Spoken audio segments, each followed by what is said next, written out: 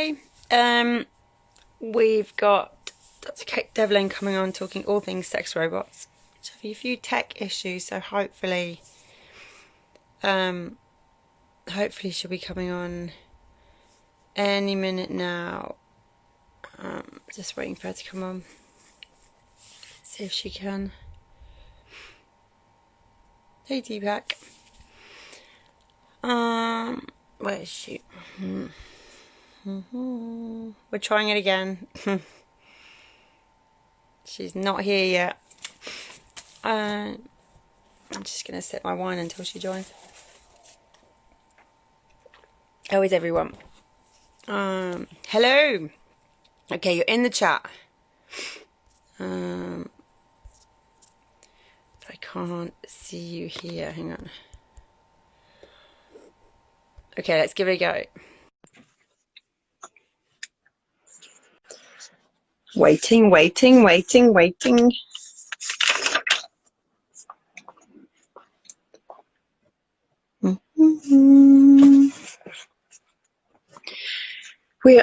meant to be talking all things robots and sex robots. Just anything to do with robots. Waiting.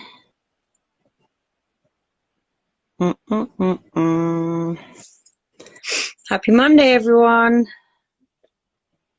Where is she? Waiting. If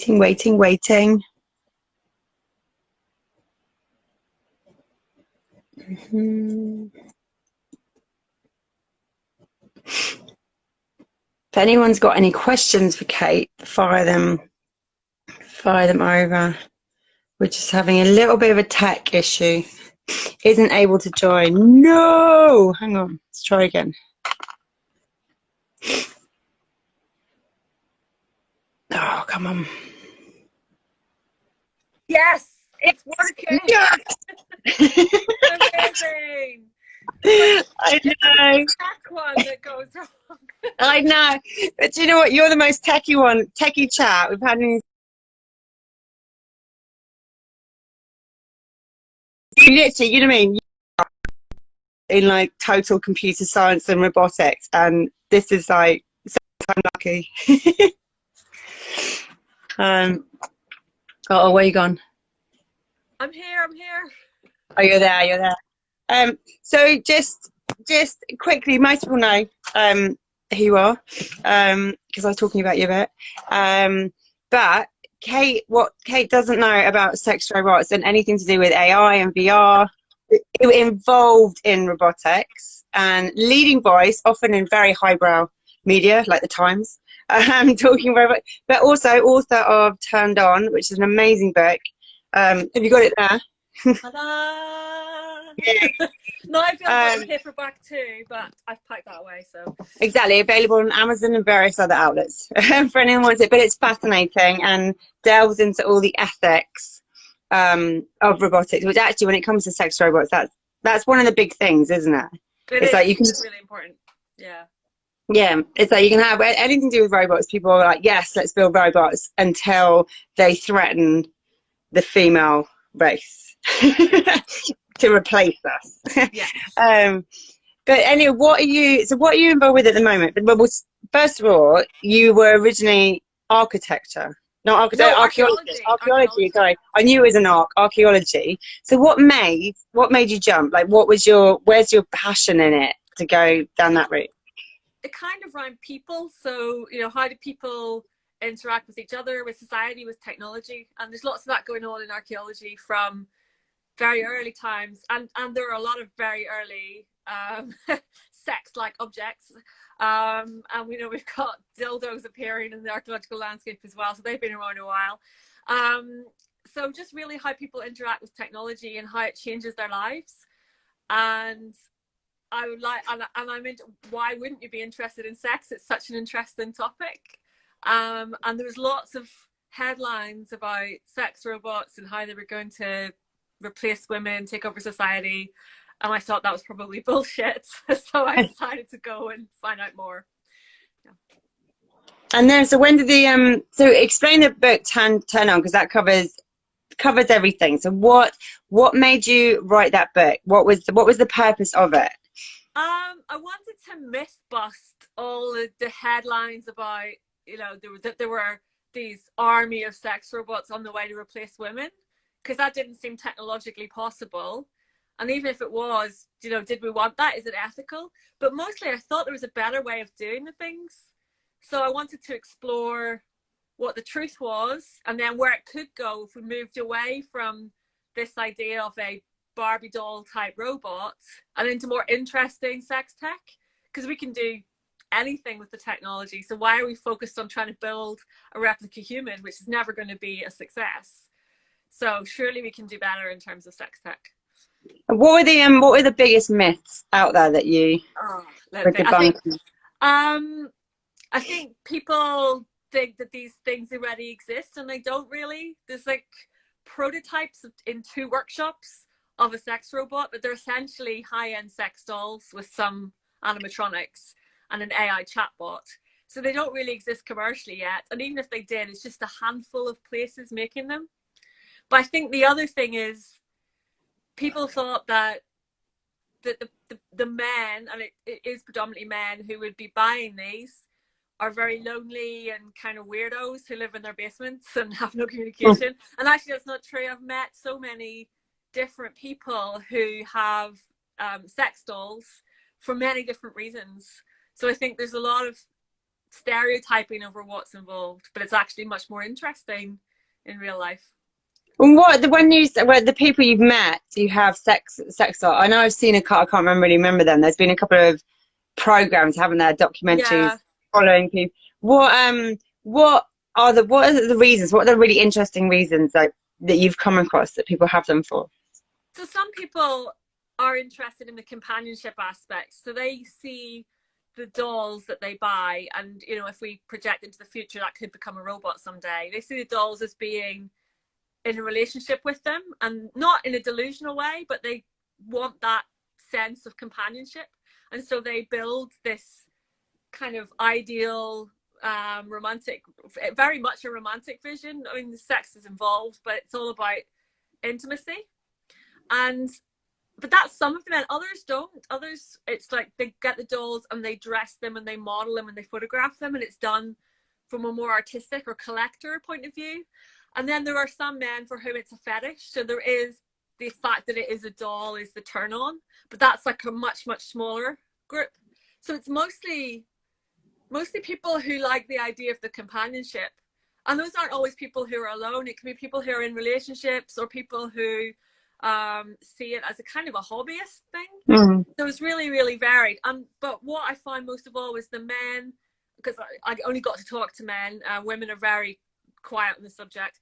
The men were all very respectful of the dolls. Like, they took really good care of them and really cherished them. So there was no idea that they were going to be brutal to the dolls or anything like that. Yeah, because that's part of the conversation, isn't it? If you open up this world of sex robots, and also I say sex robots, but you know, as you said, at the moment it's more dolls that are accessible that might have a slight bit of tech in them. Yeah. If you open it up, are people gonna act out violence, and you know what I mean, they'll get ones that are look really young, or you know, abuse them and just act out dark fantasies they have in their heads, and they're just acting out on dolls instead, and whether that's a good or a bad thing. I think it's really tricky, because there are, I mean, who are we to police fantasies? They're certainly not. The people I spoke to, by and large, they would say, you know, the community they are in, and it is a community, is not into causing any sort of damage or harm to these dolls. And they say there's maybe 1 or 2 people who they kind of go, they could be up to that. But it was like I say, it's really, they treat them very respectfully. But then, you know, you start thinking, and I've recently been discussing on academic paper for this, about what is the point where fiction becomes a legal reality, you know, fantasy becomes a legal reality? Because who are we to say you can't have that fantasy? You know, I would never dream of policing someone's fantasies if people aren't getting harmed in real life. And this idea that fantasy will spill into real life is never properly evidenced. And we see the same arguments around computer games and violence, where there's no conclusive proof that that leads to any kind of real world violence. And you know, there's a lot of things pointing to the fact that people are perfectly capable of knowing what is fantasy and knowing what is reality, and keeping those separate. You know, everyone who engages in fantasy around sex is perfectly capable of knowing where that line is drawn, in a good and consensual sexual relationship. I So suppose it's similar to like porn, isn't it? Because it's like where that line in a lot of porn, and I often say I'm big on like I want porn more in sex ed at school and stuff, so that it's taught that that's not real. That's like watching James Bond and saying that's what happens in real life. It's the kind of, again with porn, there's so much porn out there, but people aren't going out there and reenacting what they've yeah. seen on a lot of it. And if we look at the sheer amount of people that have access to online porn now, if that was having a violent effect in the real world, we'd expect the numbers to be much, much higher, given the amount of people that have access. And I'm not going to say that, porn is completely blameless, it doesn't have any ill effects, because we know there could, the landscape shifts around what people see and what they find, the kind of stuff they get up to and how those boundaries shift. But overall, we're not seeing an increase in sexual violence due to increased access to online porn. And I think that we've got to be really careful when it comes to policing people's fantasies, because if you look at what the government tried to do with the Digital Economy Act, where they wanted initially to ban certain categories of porn, like face sitting, like squirting, like spanking. They were like, oh, that cannot possibly be allowed. And you're like, why? And it was because there was a distastefulness, and they wanted to police fantasies. And I think that that's a really dangerous route to go down if you start saying, well, you're not even allowed to think about that. Yeah, but that's the thing. The minute you say you can't do something, well, it's like the 10 p.m. pub rule. The minute you shut that up, everyone is going, well, it's 9:30 at night. Where are we going to go? We're going to go into people's houses, and it's just going to make the situation worse. Exactly. Yeah. So I mean, I'm pretty confident that for the vast majority of people, there is not harm that is going to be enacted in fantasy that's going to spill into the real world. I mean, there's always in anything going to be outliers. There are always people who will take things too far, but I think that by and large, society shows just through our daily interactions that we are very good at setting boundaries on these things. And how fast, because from like women's sexuality side, I mean, the speed at which women's sexuality is like, it's like 100 years ago, there wasn't really, no one knew about the clitoris or the female orgasm, or it's kind of the speed at which that's moved is so fast. And have you seen what's the speed at which like robotics is moving, and also keeping up with the female element as well, so it's not just a case of very misogynistic views of making a sex robot that's all made by men aimed at men. Right now right now it really is that. Although the one company that has a prototype nearly ready to sell is Real Doll, and they have a male version called Henry, because they don't think they know about the vacuum cleaner. And I think Henry's a bit of a tokenistic opportunity where they can say, oh no, look, we have thought about the ladies. And you're like, but I think that it's a really niche market. I don't think sex robots will ever be mainstream. I don't, in their form that they are now, where they're kind of trying to replicate a human, for a number of reasons. The first is that I don't think there's been a proper market analysis done. I don't think people necessarily want that outside of quite a small group. I think practically it's so difficult to make a human-like robot. I mean, all the attempts we do are really crap. You can just tell straight away that this is a really crap doll. It's quite sophisticated technology, but it doesn't look convincing. It's very complicated. It's very expensive. And where do you keep them? Like, you have one in your house. Exactly, it's just lying in your bed like that. Yeah, you just got to store it in the corner or in a cupboard. So, there's a number of reasons why I think that these will never become mainstream, but those are just a few of them. But I think what we can do, and it's like, as you say, there's been such an amazing advancement in sex tech, particularly around things for women. And if we look at how the vibrator has changed over the years, I mean, now since about, the turn of this century, when Sex in the City, that makes it sound really old, but Sex in the City episode with the rabbit vibrator, and suddenly everyone was like, oh, it's okay, we can talk about this now, we can go and buy one of these, and they were selling out. And that rabbit vibrator was designed to look not like a penis, to get around Japanese obscenity laws. It was designed to have little ears and a different color, bright colors. And you're like, okay, so they were trying to get away. They were trying to bypass obscenity laws, and they've created something that optimizes the penis. And they've got like something really good. And you start seeing all these amazing new forms of tech coming out. And I think that's the really exciting thing. It's knowing that we're not limited to just creating dildos that vibrate. We can have all sorts of interesting toys. And so I ran a hackathon 2 years running to try and get people to come up with ideas for making new tech. And that's been so much fun. Just like exploring what you can build that can give you a sense of intimacy, but without having to look like a Barbie doll with an engine. Yeah, exactly. And also, right, I remember right at the beginning, because I mean, we started 15 years ago, and that was around Sex and the City time, and Summer's hitting the high street and stuff. And I remember thinking back then, when you thought about vibrators, most of the time they looked like penises, and they had all the veins on. And I remember saying, just nothing that looks like a penis, please. And then suddenly that you don't really see them that much. You know, whenever you see dildos or vibrators now, they're, you know, really sort of beautifully shaped and colored, and real design aesthetic. And I think that, you know, why can't we do that with the robots as well? Instead of trying to replace, you know, a human body part or a human with a mechanically identical version, why are we not building an abstracted form of that? And, you know, you could have a robot, could be anything, you know, it could be a robot that's just made up entirely of breasts, right? Or a big cuddly cushion that has a penis or whatever, you know. I mean, you could well, that's the thing. It's like someone, you know, if you're an arse person, then you just want, you know, really it just be one massive amazing arse. And exactly, because that's the thing with sex robots. It's, you know, when you think about it, it's like what's the main reason for pumping millions into getting them made? Like what you know, with sex tech and dildos, you know, and you know, stuff like that, there's an obvious reason. There's a massive demand for it. It's kind of, you know what I mean, I embrace dildos, and I tell all my girlfriends and every woman I know that they should have several, and you know what I mean, and that's finding yourself, and you know, and that on that part. But on sex robots, what's the driver? Right. So interesting. There isn't a driver because there's never actually been any kind of big scale market development on this. It's essentially the two workshops that are currently trying to develop these, and they both make high-end sex dolls, right? So Real Doll and Doll Suite, or X Dolls, it's a Chinese company and an American company.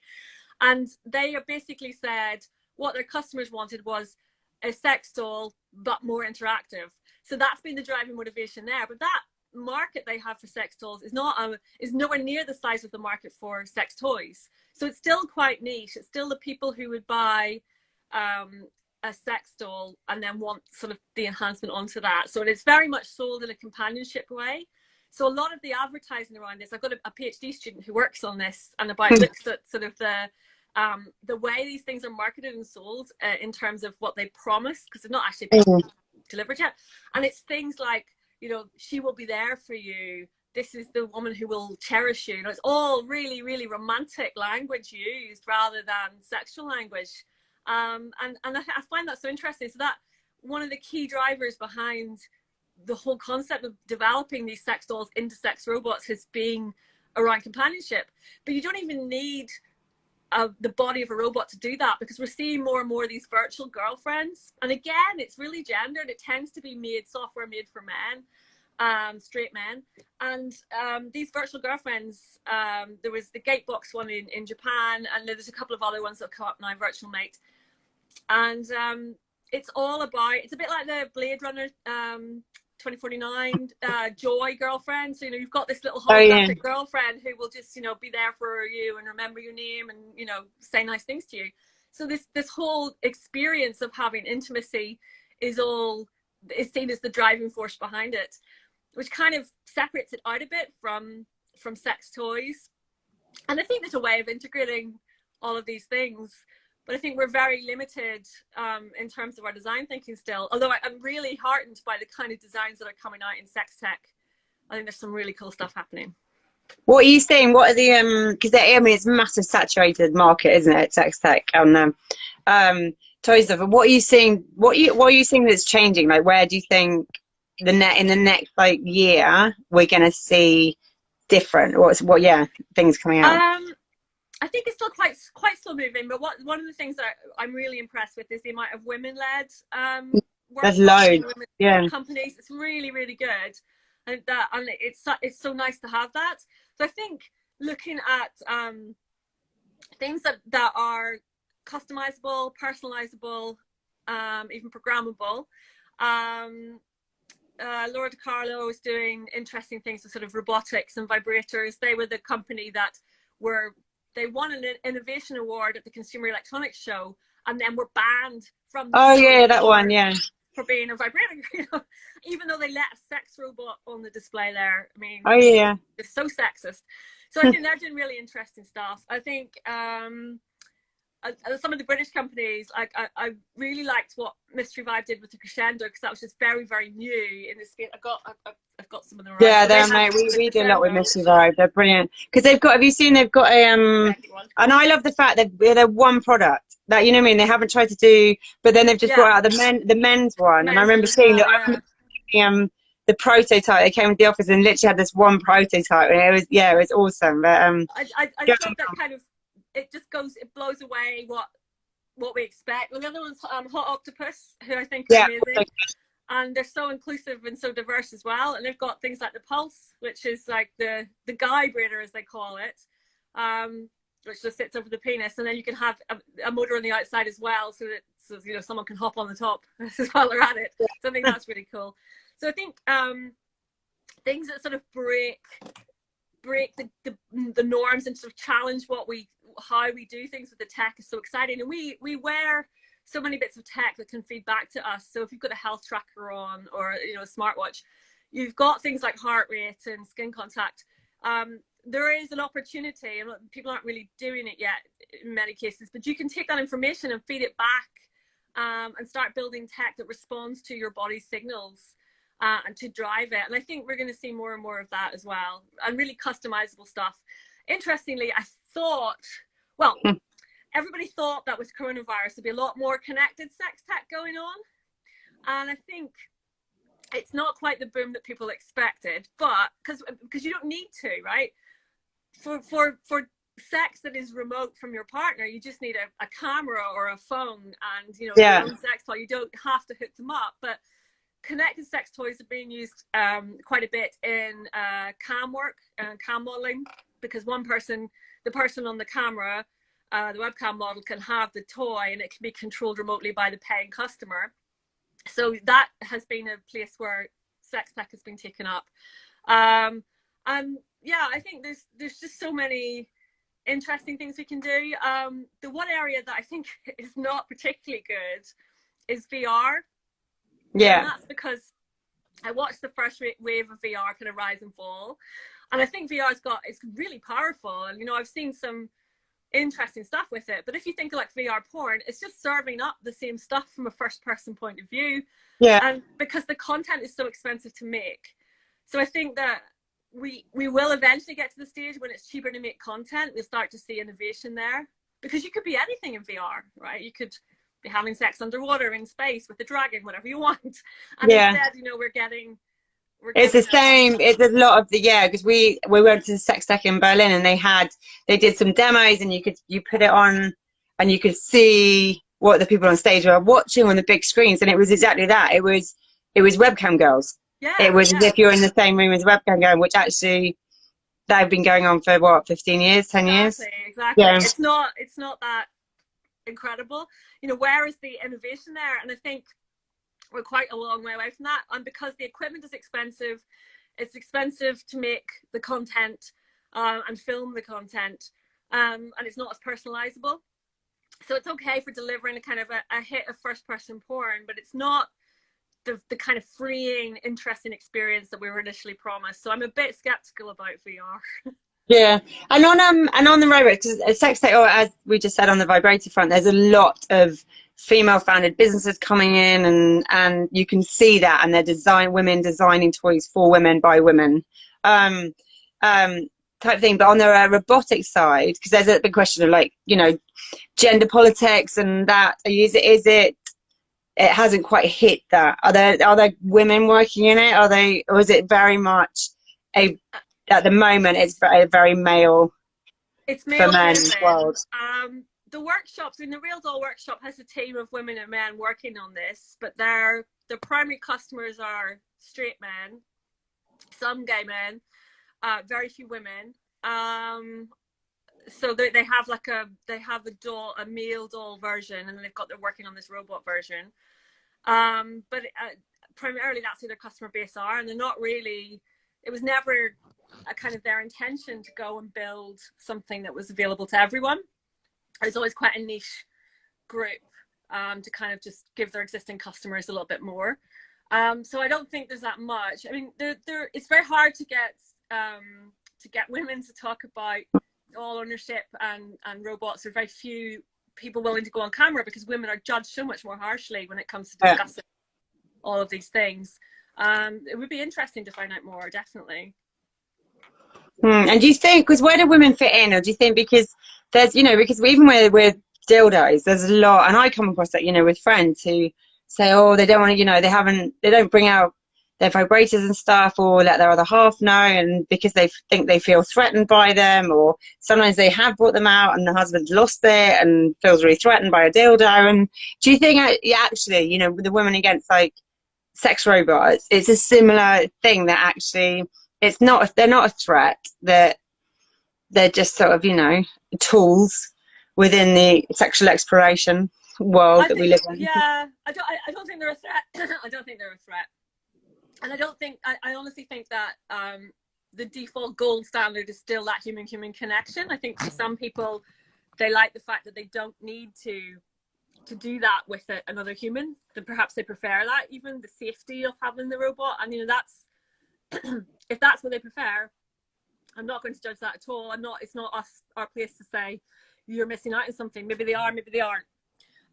But I think, yeah, I don't think that that it should be seen as a threat, because even when you hear people talking about the ownership of the dolls, it's always held as a kind of a substitute for the real thing. And I honestly don't see it getting to the stage where that technology will replace a human relationship at all. I think we're really good at seeking out humans. Yeah, you can't. That's what I always say. You can, no amount of tech will ever, or AI will ever replicate that energy and the chemistry you get from actual human interaction. It's like, you know, we've been asked loads in the last 6 months because obviously we can't do everything. All our events have been virtual and stuff, and people said, oh, you know, you're going to stick with everything that's virtual, that's going to be the one. You're like, no, because nothing will ever replace the physical interaction of human beings, and something that as animals we need it.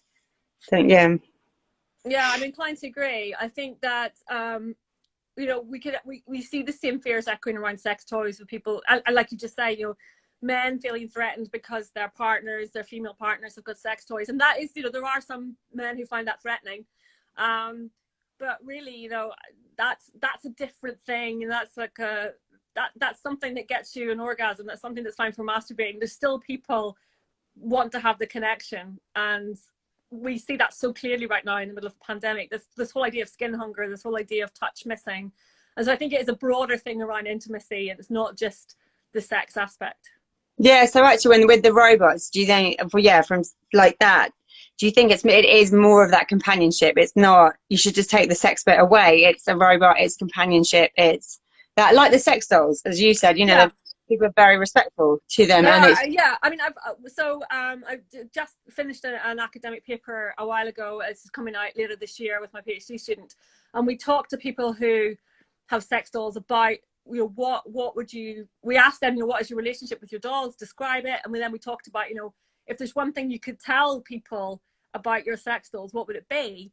And everyone said it's not about sex. It's more than that, you know. And they were very, very clear. They don't like the representation in the media that this is all about the sex.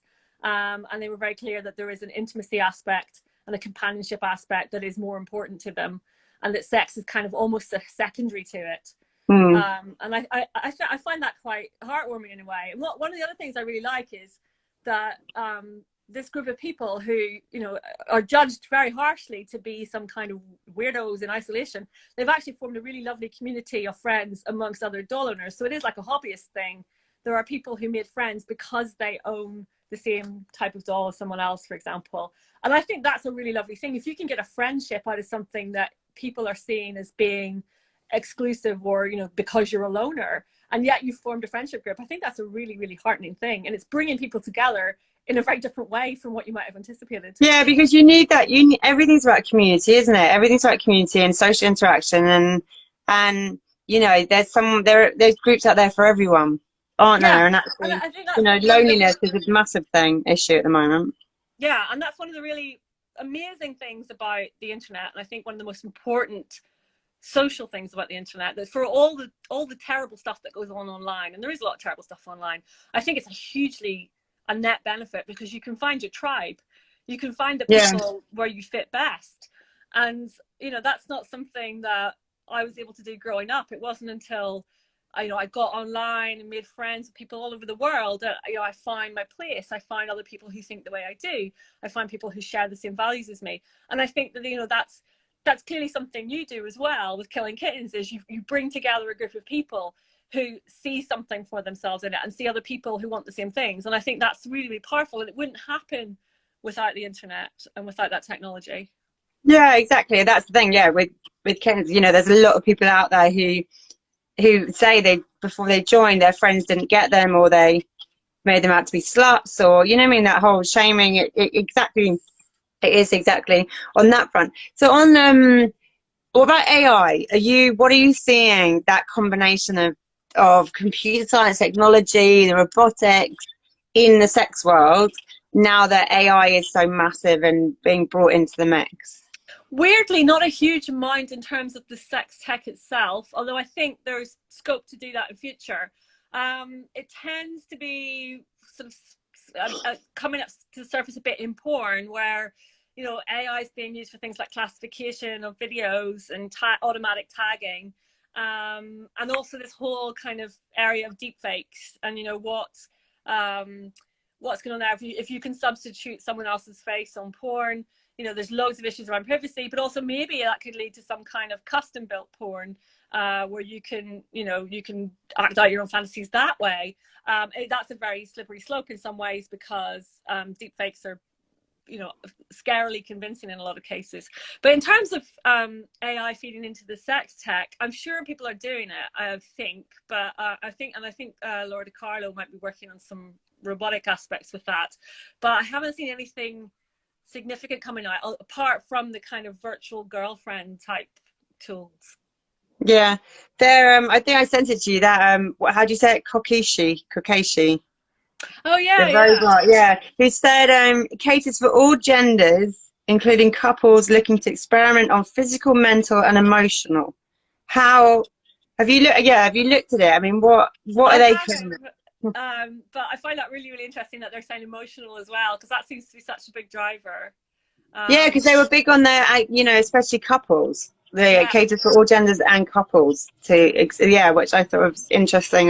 Well, like you said earlier, it's sort of actually the descriptions of a lot of these dolls are very romantic and softly, yes, softly.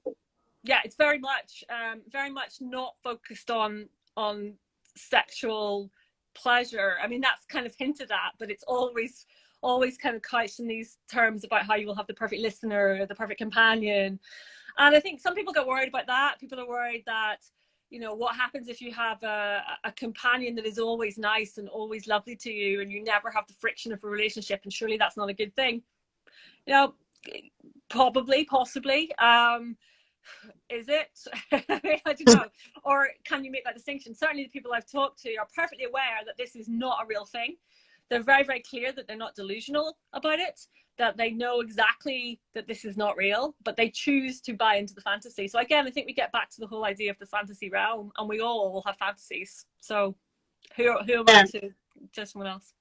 that's the thing, isn't it? As long as no one's getting hurt, and but also, you know, people say about the robots, but there are people out there who are, you know, are in love with car exhaust pipes. and or Bicycles. just cars or bicycles, or you know what I mean? Electric It's kind of, cars. you know, no one really feels threatened by that. So Right, and yeah, you know, this is it. I mean, people get attached to all sorts of things. Okay, some people have got some really weird attachments, like, you know, there was somebody who married the Berlin Wall and things like that. But there's yeah, also, you know, if you think about, and this is completely non-sexual, if you think about the bond you have with a pet, you can feel like really closeness to a pet in terms of companionship, and you don't get judged for that because it is something that is alive. But the pet is not having conversations with you, and you don't really know if it's understanding anything you say to it, but you have this feeling that there is a relationship there. Now, I'm not saying that an AI can replicate that identically, or a robot can replicate that identically, but if it appears to be listening to us, because it can't really listen to us, we have no conscious machines, if it can appear to listen to us, maybe that's enough for us to build on that fantasy that it is responsive to us, and maybe that's enough. And if you think about, if you go online and you're on a dating site, and if you think it's something like the Ashley Madison dating site where all the data was released from the yeah. data breach, they I call found that out that Khan. I call quite a that lot of Kana. the women there, quite a lot of the people there weren't even real. The women were actually bots, and men were just talking to AI bots, and Yeah, they no, were I heard that after I said the actual, you know, the statistics. A lot, yeah, a lot, hell of a lot of the accounts on there were robots, basically. yeah. I mean, And it, you could see a situation where, say, you go on a dating app and you get chatting to someone and you've seen their picture, and if it's anything like my experiences on dating, sometimes you turn up and it's a completely different person than it is in the picture.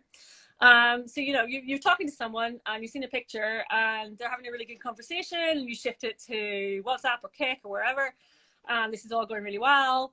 And then, you know, you start sexting, you start sending explicit messages, perhaps you even do a phone call or two, perhaps you turn on your video. You don't have any way of knowing if it's even a person. It could be a bot, it could be an AI, you know, but you're still forming a bond. And it's so easy to form bonds online. It's so compelling.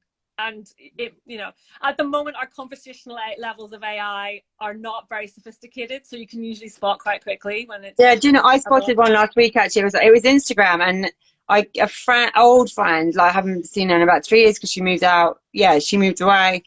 Befriended me, added me on Instagram, and it was her nickname as well. So it was her account, and then started sending me messages.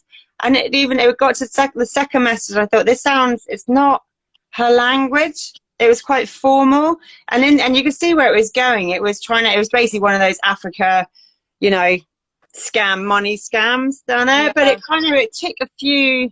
Yeah, it was only because of the language. But even that, had I not been kind of really sort of on it, it still made me think there's something with this language. It isn't. It was just slightly too formal for us to be yeah. chatting. Yeah, We're still really good at spotting that. And there's been a new AI release recently, and text AI called GPT-3. And it's some pretty convincing text. If you feed it the right stuff, it will generate pretty convincing like conversational dialogues yeah, or reports, whatever. I mean, it's not unfeasible that we could be building relationships with bits of software. They don't have to understand us. They just have to pretend to understand us. yeah. But do you know what? Someday. That's what we say to men, isn't it? Just, you Well, know, I was going to say, just act like you understand us. Just pretend to understand us. smile and nod. Exactly. That's the thing. It's very similar AI, isn't it?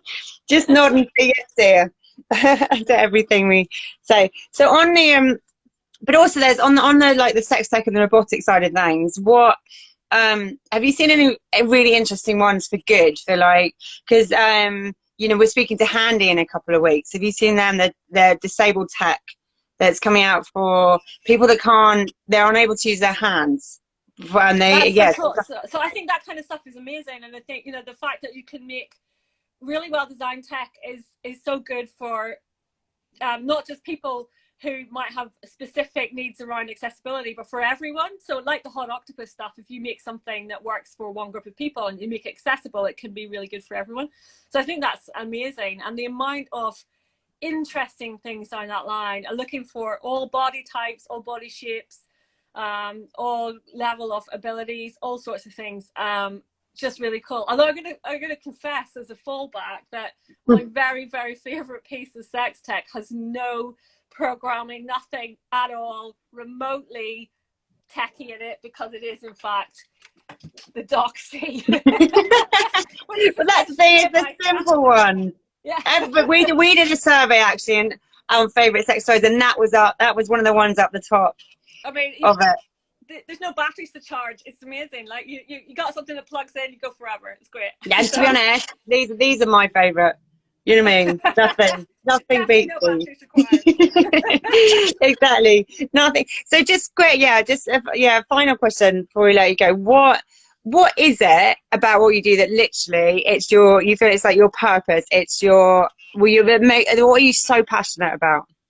I think it's about looking at pleasure, which is not something that often gets done in an academic context. In fact, I didn't get taken seriously at all when I started the work. I had lots of people raising their eyebrows, rolling their eyes, and going, "This is not a real subject." And even now, I hear you. I'm with you on that one. Yeah, I still get it. And if you apply for funding for research, they want to know, are there health benefits? Are there psychological benefits? You're not allowed to just say, no, it's for fun and pleasure, even though that's one of the most fundamentally important things to humans. And that, I think it's changing a little bit, but I've had to self-fund stuff. So, we had to get sponsorship for the hackathon. We had to sort of bootstrap conferences because no one was going to give funding to something that was about pleasure. And I think bit by bit we're trying to reclaim the space, but there's always this justification of how you have to make it worthy in some way, as if it's not worthy to have pleasure in its own. So I'm going to say that's my fun thing. It's just like I'm really passionate about people being happy with sex and intimacy. I hear you. Cheers to that. My wine on a Monday night. Every night. I've got 3 kids. It's every night. Cheers. Cool. Do you know what? Yeah. Do you know what? Thank you so much for coming on. That was epic. And we'll see you when we're all allowed out properly and everyone's good. But yeah, good luck. Good luck. When that happens. Exactly. Good luck with all the research and various that you've got coming out. Global domination. See you later. Speak to you. Bye. Bye. She's awesome. A very, very highly acclaimed academic who makes total sex and is great to chat to. We're back on Wednesday again with Venus Libido, who is an amazing erotic illustrator and feminist campaigner, and her art's amazing. And she's great. So she'll be with us on Wednesday, and we will see you guys later. Bye.